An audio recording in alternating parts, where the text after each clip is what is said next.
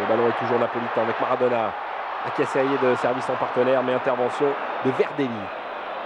Verdelli qui va poursuivre son action côté gauche, mais ouais, il va être pris de toute façon. Il y avait du monde. Napolitain qui s'était bien replié. Il gagne un peu de temps. C'est vrai que c'est un score important pour les joueurs d'Alberto Bigone. Berti, non, qui n'arrivera pas à se retourner. Baroni. Il va lui donner à Maradona. Allez, Mao. Le ballon est passé. Kripa. Pratiquement en position d'attaque maintenant. Kripa. Careca ne pourra pas récupérer ce ballon. Attention tout de même. Avec cette faute, ouais, et l'intervention de l'arbitre. Là, j'ai l'impression que Verdelli va se faire durement sanctionner. Et j'ai même l'impression qu'il s'est fait expulser Verdelli. On va revoir ça au ralenti. Kripa qui était passé le premier. Et la faute énorme, hein, énorme de la part de Corrado Verdelli.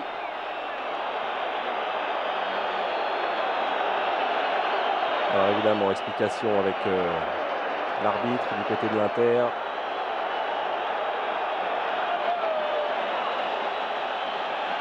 Les joueurs qui discutent. Ouais, il a été expulsé. Corrado Verdelli. Ça ne s'annonce quand même pas très bien là pour les joueurs de l'Inter qui menaient au score. À 10 contre 11. Ils vont essayer de réagir, mais avec quels moyens? C'est pas évident. Maradona. Zola. Maradona qui est passé. Maradona. On peut accrocher. Et long ballon là-bas côté gauche. Pour Berti, mais ce sont des ballons vraiment très difficiles pour les attaquants de l'Inter. Et Alemão facilement contrôle ce ballon. Il prend son temps, Alemão. C'est vrai que maintenant c'est aux joueurs de l'Inter de faire le jeu et ça va pas être simple. Alemão avec ce ligne de géant qui a du soutien. Alemão à gauche, à droite, il a plusieurs solutions. Alemão qui peut remettre en retrait. C'est bien fait pour Maradona. Maradona au point de 6 mètres. Et Maradona qui marque le deuxième but. Le deuxième but napolitain pour Diego Armando Maradona. 2-0 pour cette équipe. Encore une fois, c'est logique. Et c'est le 63e but pour Maradona dans ce championnat italien. On voit encore, regardez, Alemão, il a levé la tête. Centre en retrait, c'est parfait. Et là, toute l'agilité de Maradona, il va contrôler ce ballon évidemment. Et là, on ne la fait pas, Maradona, intérieur du pied. Et le pauvre Malgioglio qui avait remplacé, on le rappelle, Zenga, c'est peut-être l'un des tournants du match à la fin de la première période. Il a remplacé Zenga et là, même s'il ne peut absolument rien faire, et puis un Maradona avec ce coup de patte génial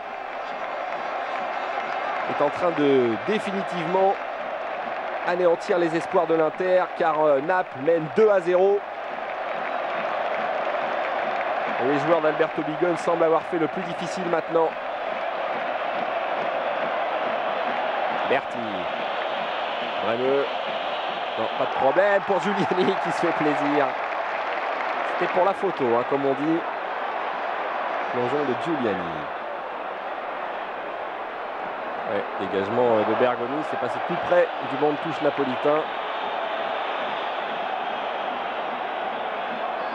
Elle va faire du bien, cette victoire aux joueurs de Naples qui est resté sur 2 matchs nuls. Ils sont toujours invaincus et ils mènent 2-0. Bon, il reste encore quelques minutes, il faut être prudent. Ils ont su faire la différence après surtout une première demi-heure, parce qu'ils ont bien réagi en fin de première période et une première demi-heure très moyenne pour cette équipe de Naples. Et bien, ils ont su réagir notamment en deuxième période en prenant, comme on dit, leurs responsabilités, en se montrant les plus dangereux, les plus offensifs. Et le plus logiquement du monde, ils ont marqué ces 2 buts. Attention à cette percée là-bas, côté droit, c'est Alemão encore une fois. Alemão qui peut frapper. Malgioglio qui sort ce ballon. Remarquable. Et l'international brésilien intenable côté droit. Il a été de tous les bons coups.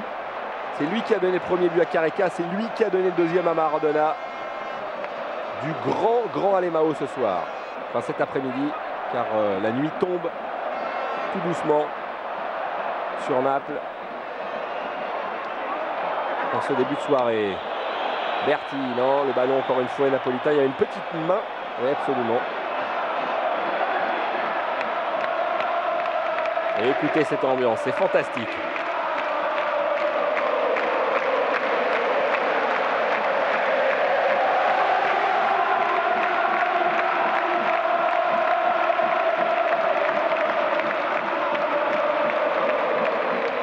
Ça va être la fête dans les rues de Naples. Cucci qui essaye de passer et qui va obtenir un bon coup franc. Allez, peut-être l'occasion pour les joueurs de l'Inter de revenir dans les dernières secondes.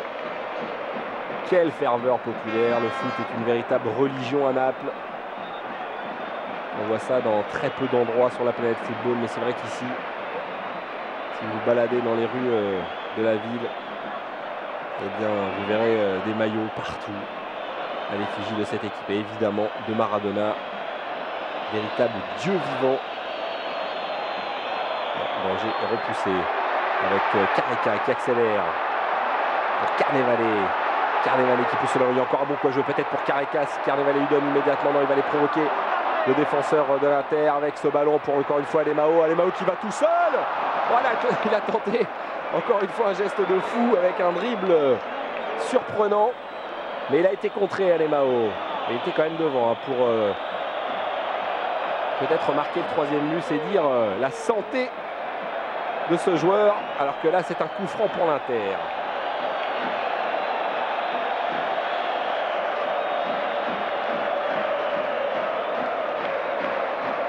Allez, Mataos. L'un des derniers bons coups à jouer de cette partie. Dans la surface de réparation, c'est parfait avec Berti qui a emmené ce ballon. Et finalement, ça lui a échappé. Les joueurs de l'Inter vont peut-être connaître leur deuxième défaite cette saison après la Sampdoria.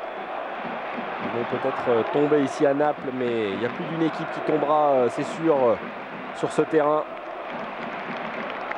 Une équipe qui n'a pas beaucoup de points faibles et qui surtout s'appuie sur cet esprit offensif incroyable, alors que on va avoir un nouveau changement pour gagner un peu de temps. La rentrée de Bigliardi. Voilà, c'est fait.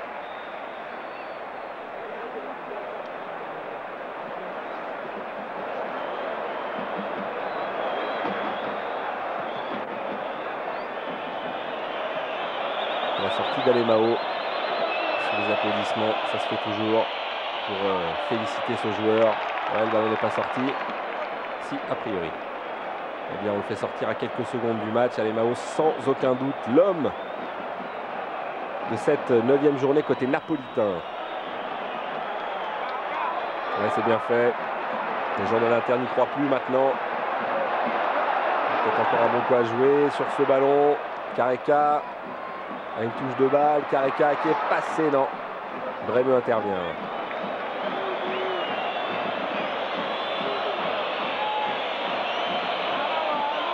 Mataos qui rentre dans la surface mais qui est contré. Il est trop seul, Mataos, absolument trop seul. Car là, les joueurs de l'Inter jouent maintenant sur presque 100 mètres du dernier défenseur à l'attaquant Maradona qui vient faire le ménage pour redonner ce ballon. Chambre un peu dans les tribunes avec cette succession de passes. Ça, c'est bien fait. Zola a failli marquer le troisième but sur une action extraordinaire, une série de passes. Et on chambre un peu là, les joueurs de l'Inter, le champion en titre, un peu ridiculisé en cette fin de partie.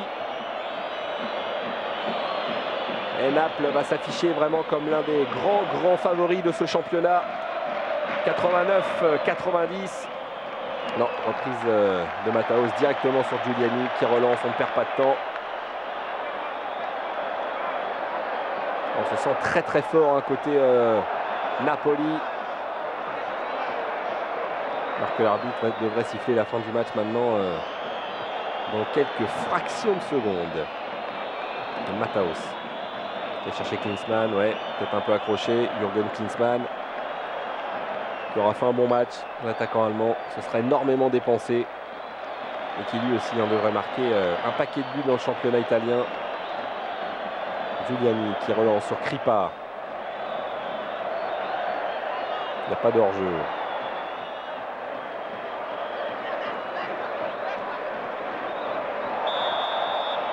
Ouais, faute sur Zola et fin de ce match remporté par le Napoli 2-0. Des buts signés Careca et Maradona. Naples qui conforte donc sa première place au classement. Ça leur fait 16 points, 6 victoires, 3 nuls après 9 journées. Les Napolitains qui dominent ce championnat. Il faudra aller les chercher vraiment. Et l'Inter a perdu peut-être le moyen de revenir.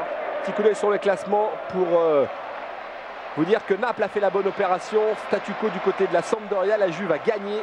La Roma est toujours à 11 points. Et dans le bas